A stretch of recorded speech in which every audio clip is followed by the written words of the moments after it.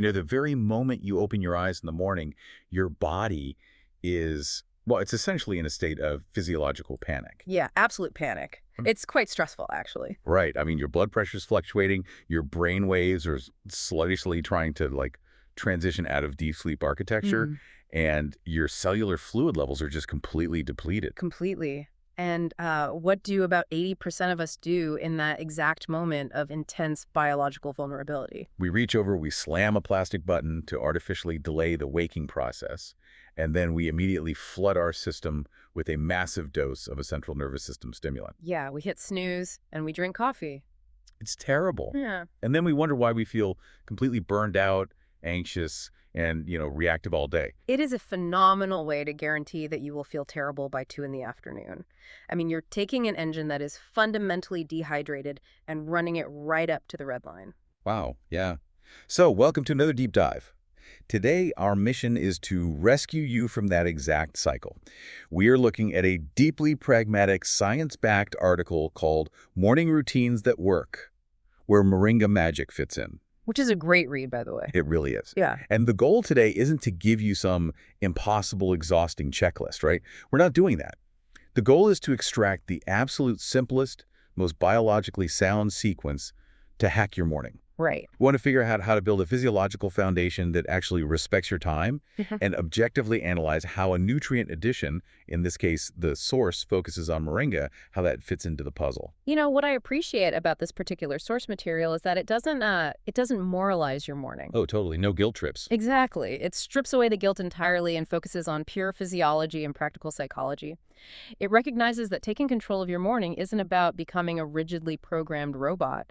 It's about understanding how human biology actually functions when it transitions from sleep to wakefulness. I am so glad we are doing this because, honestly, we have to tear down the wildly unrealistic expectations society has fed us about what a quote-unquote good morning looks like. Oh, the pressure is immense. Right, and the source tackles this right out of the gate. I mean, we have all fallen into the trap of the billionaire morning routine.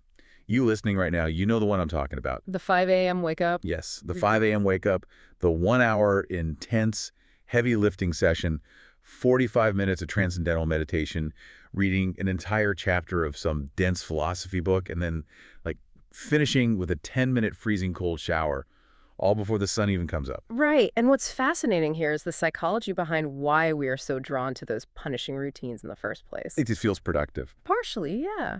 But mostly when our lives feel chaotic, when our energy is wildly fluctuating and we feel like we're just reacting to endless demands, we crave control. The psychology of goal setting tells us that when we face a massive feeling of overwhelm, we inherently reach for a massive dramatic solution. Oh, that makes so much sense. We operate under this illusion that if we just suffer enough in the first 2 hours of the day, the rest of our day will be, bulletproof.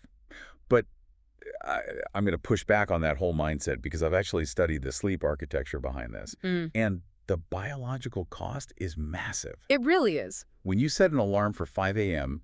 just to force this intense routine, you are almost always waking up during a deep REM sleep cycle.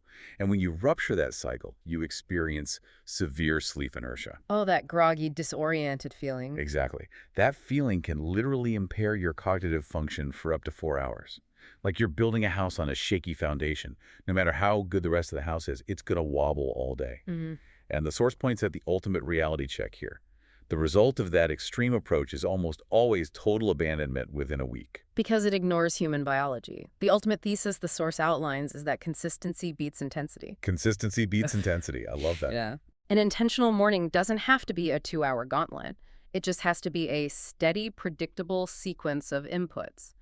When you're intentional with those biological inputs, your blood sugar stabilizes, your cortisol curve normalizes, and you make vastly better executive decisions throughout the entire day. Okay, let's unpack this. If consistency is the goal, let's look at the very first physical inputs we give our bodies the second our eyes open. The literal first seconds. Right. The source outlines a progression that starts with waking up without chaos, waking up at a consistent time, avoiding the snooze button entirely, and getting immediate natural light exposure. That snooze button is a killer. It is. Let's talk about that first, because a lot of people think those extra 9 minutes are a lifeline. But what you are actually doing is plunging your brain back into a brand new sleep cycle that you have zero chance of finishing. You are essentially fracturing your brain's natural waking mechanism. Yeah, and that fractured waking mechanism is exactly why the light exposure is so critical. The moment you open your eyes, you need to expose your retinas to natural sunlight. Just look out the window. Exactly. When sunlight hits the intrinsically photosensitive retinal ganglion cells in your eyes. Wait, the intrinsically what? The intrinsically photosensitive retinal ganglion cells. Oh, wow. Okay. It's a mouthful, I know. But when light hits them, it sends a high-priority biological signal directly to the suprachiasmatic nucleus, which is essentially the master clock in your brain. The master clock. Right. That signal acts like a neurological brake pedal. It immediately halts the pineal gland's production of melatonin, the sleep hormone, and initiates the gradual ramp-up of alertness. Which brings us to the next vital input in this sequence. And this is where I really need to challenge the premise. Oh. Yeah. The source is adamant. Hydrate first, do not caffeinate first. It recommends a large glass of water immediately, perhaps with a pinch of sea salt or a squeeze of lemon to provide minerals. Now, I have to defend the coffee drinkers listening to this right now. I figure you might. I mean, wait, water before coffee. We all know caffeine is a mild diuretic, sure. But numerous studies show that a cup of coffee still yields a net positive in hydration because it's primarily water. That is true. So from a purely mathematical standpoint, Is drinking plain water before the coffee really going to move the needle on my energy? it is absolutely moving the needle, and it comes down to cellular diffusion and the half-life of caffeine. Yes, coffee contains water, but we have to look at the state of your body the moment you wake up. Okay. You've just been asleep for roughly 6 to 8 hours. During that entire period, you are continuously losing water vapor through respiration with every breath and through subtle overnight perspiration. You wake up in a verifiable state of mild systemic dehydration. Uh-huh. Your blood volume is slightly lower, meaning your blood is physically thicker. You know, I always think of it like a dried-out kitchen sponge. Oh, I like that. Yeah, if you take a bone-dry, stiff kitchen sponge and you pour a thick, liquid-like syrup or even just soapy water directly onto it, it doesn't absorb. It just pools on the top and makes a mess. Right. But if you run that sponge under plain water first, it softens up. The cellular structure opens up. Then whatever you put on it next absorbs instantly and evenly. That is a highly accurate way to visualize it. When your cells are depleted, introducing a diuretic and a potent central nervous stimulant like caffeine forces your liver and your adrenal glands to process that chemical load with inadequate fluid. So you're basically shocking the system. You are essentially flooding a stressed system. By drinking water first, and specifically adding that pinch of salt to replenish the trace electrolytes lost overnight, you are pre-wetting the sponge. Pre-wetting the sponge. Yes. You increase your blood plasma volume, you lubricate the cellular pathways, and you allow the liver to process the caffeine efficiently when you do drink it 20 minutes later. This precise sequence is what fundamentally prevents the mid-morning crash, because the caffeine is metabolized smoothly rather than shocking a dehydrated nervous system. Man, that completely reframes the coffee habit. It's not about denying yourself the coffee. It's about prepping the biological environment so the coffee actually works the way you want it to. Exactly. You're setting the stage. And once that internal environment is hydrated and the master clock is awake, the body is highly receptive to the next biological input, which is strategic nourishment. The transition from fasting to feeding. Exactly. The source points out a massive trap here. Most people either completely skip breakfast because they're rushing, which starves the brain of glucose, or they grab a highly processed carbohydrate that spikes their blood sugar, guaranteeing an insulin crash by 10 a.m. The dreaded donut crash. Right. The author argues that strategic nutrition right here is vital, and specifically points to Moringa Magic as the optimal solution. Now, let's analyze this objectively. Moringa is a plant known to be highly rich in vitamins, minerals, antioxidants, and specific plant-based compounds. It's very nutrient dense. But why this specific leaf? I mean, why not just swallow a standard over-the-counter multivitamin with that morning glass of water? Well, if we connect this to the bigger picture, it comes down to bioavailability. How much of a nutrient your body can actually absorb and utilize. When you take a synthetic multivitamin on an empty stomach, you are often consuming isolated synthetic nutrients. And your body doesn't know what to do with them? Often no. Without fats or complex food matrices to aid digestion, many of those synthetic vitamins pass right through your system, or worse, they cause intense nausea. Oh, I've definitely felt that. Right. Moringa, on the other hand, is a whole food complex. The vitamins, minerals, and antioxidants exist in their natural biological ratios. Here's where it gets really interesting. Because you are consuming it as a powder mixed into a smoothie or warm water or a light breakfast, your digestive system doesn't have to work hard to break down heavy fibers or synthetic binders. Your body is coming off an overnight fast. Your gastrointestinal tract is practically screaming for nutrients. Precisely. The cells lining your gut are uniquely primed to absorb whatever hits them first. When you introduce a dense, bioavailable source of plant-based wellness compounds right at this window, you bypass the digestive fatigue of a heavy meal while securing a massive influx of antioxidants. Which is huge for energy. The source highlights that it supports steady, sustained energy. It acts synergistically with the hydration we just talked about. It doesn't replace a meal.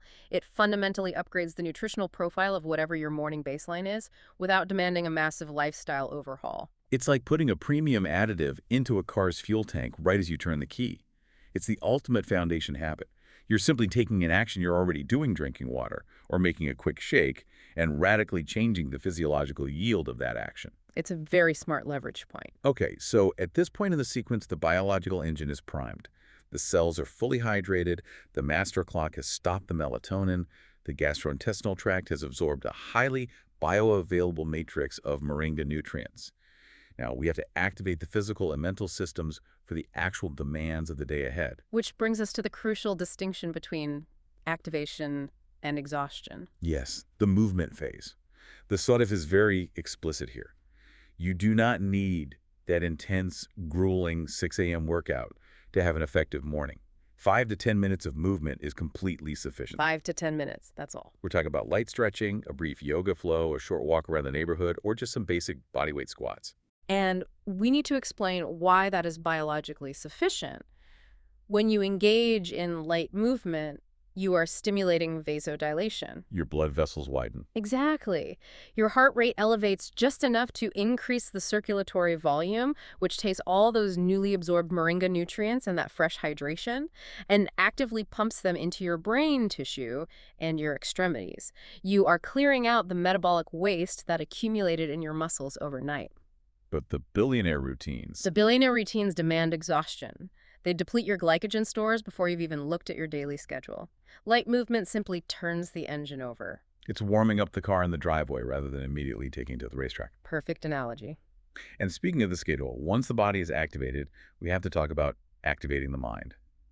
The source emphasizes that your brain is in a highly impressionable, suggestible state in the first hour of waking. Extremely suggestible. The brain waves are transitioning from theta to alpha and finally into beta waves, the state of alert consciousness.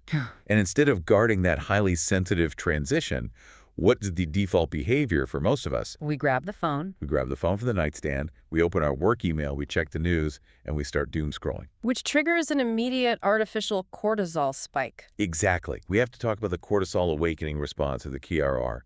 Your body naturally produces a surge of cortisol about 30 to 45 minutes after you wake up. It's a natural thing. It is a biological necessity. It's what gives you the drive to get out of bed and start foraging for food, evolutionarily speaking. But when you look at a highly stressful email from your boss while you are still lying in bed, you are taking that natural healthy cortisol curve and supercharging it into a distress response. You're hijacking it. You are flooding your prefrontal cortex with stress hormones before it has even had a chance to fully boot up. Yeah. Are you leading your day, or are you just reacting to everyone else's emergencies the second you look at your inbox? This raises an important question for you listening right now. Are you actively leading your day, or are you entirely in a state of reaction? When you consume high-stress information first thing, you are instantly handing over your emotional baseline to an external source. Which is terrifying when you think about it. You are letting an algorithm or a stressed-out coworker dictate your neurochemistry. The source strongly advocates for using that impressionable morning window to engage in proactive rather than reactive cognition. It suggests journaling or a brief meditation, or my absolute favorite tactic. Simply writing down your top 3 non-negotiable priorities for the day on a physical piece of paper. Just 3 things. Yeah, it is a brilliant psychological pivot. Yeah. You are telling your brain, here is what we are hunting today, rather than asking your inbox, what emergencies do I need to run away from today? Guarding your morning mind is the only way to actually protect that steady physical energy you just generated with the hydration and the moringa. If you do not protect the mind, the physical inputs are essentially wasted. The stress will consume the energy reserves. So what does this all mean when we put it together? We have these profound physiological shifts.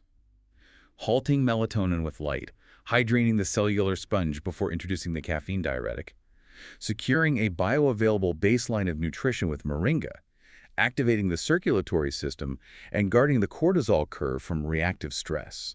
It sounds like a lot. It does. If someone is listening to this, they might be nodding along but still thinking, that is a massive list of things I have to do before I leave the house. How do we synthesize this so we don't fall right back into that overwhelming, unrealistic trap we talked about earlier? The synthesis is found in the sheer efficiency of the timeline. The source is exceptionally practical here. It proves that this entire biological cascade takes under 30 minutes. Let's actually walk through the reality of that timeline. You wake up, you do not hit snooze. You immediately open the blinds for light and spend exactly 2 minutes doing a light stretch beside your bed. That's 2 minutes. 2 minutes. You walk to the kitchen. You drink a large glass of water with a pinch of salt. You spend 2 minutes preparing a quick smoothie with the Moringa Magic or mixing it into warm water. We are now at roughly 5 minutes total. Very doable. You do 5 to 10 minutes of actual intentional movement, maybe a brisk walk around the block. We are at 15 minutes. You come back inside and you spend 5 minutes writing down your top 3 priorities for the day. You are done. In 20 minutes, maybe 25, if you take your time, you have perfectly orchestrated your biology for peak performance. Think about the return on investment there, 20 to 30 minutes. To the listener, I want you to evaluate your current morning inputs. How much time did you spend today just laying in bed, alternating between hitting the snooze button and scrolling through social media? Honestly, probably way more than 30 minutes. I guarantee it was more than 20 minutes. The power of this sequence isn't that it requires more time. It simply requires replacing passive, draining habits with active, compounding biological inputs. And the source wisely advises, do not attempt to implement all this tomorrow. Right. You don't overhaul the system in one day. Start small. Tomorrow, your only goal is to not hit snooze, open the blinds, and drink the salted water before you start the coffee maker. That's it. Just fix the hydration and the light. Exactly. Once that feels automatic, once you feel that shift in your mid-morning energy, then you introduce the nutritional baseline. You add the moringa to your routine to feed that newly optimized digestive system. Then a week later, you add the 5 minutes of movement. A powerful morning is never about doing more. It is entirely about doing the right, biologically sound things consistently. Consistency beats intensity every single time. So let's look at what we've unpacked today in this deep dive. Our mission was to strip away the chaos, the guilt, and the punishing expectations of the modern morning routine. And I think we did that. We looked at the science of why waking up calmly and seeking natural light is a neurological necessity. We explored the fascinating fluid dynamics of the body, discovering exactly why hydrating the cellular sponge before caffeinating is the ultimate secret to bypassing the midday crash. Which is huge for people. We objectively examined the bioavailability of moringa, understanding how utilizing a plant-based matrix provides vital, easily absorbed nutrients right when the fasting body is most receptive. And we learned the critical difference between physically activating the body and mentally guarding the brain from reactive stress. It is a highly efficient, scientifically grounded blueprint for regaining absolute control over your day without the threat of burnout. And to you, the listener, remember this. By taking even one of these deliberate physiological steps tomorrow morning, you are already drastically ahead of the curve. You're making the choice to architect your day rather than letting it happen to you by accident. Absolutely. But I want to leave you with one final thought to mull over, something to really chew on as you go about the rest of your week. The source material today brilliantly demonstrated how the very first 30 minutes dictate the energy, the focus, and the biology of your specific day. Consider the long-term compounding effect. Oh, the long term. If you master this calm, intentional, deeply hydrated routine, if you build that unshakable biological foundation every single morning for a year, how might that newfound, steady emotional baseline ripple out? That's a great question. How drastically might that lack of chronic morning stress transform your patience with your children, your interactions with your coworkers, or even your systemic inflammation levels months or years down the road? The micro dictates the macro. When you deliberately fix the morning, you inevitably fix the life. The care you put into the foundation dictates how high the building can go. Start small tomorrow, stay consistent, let your biology actually work for you instead of against you. Thanks for joining us on this deep dive, and we'll catch you next time.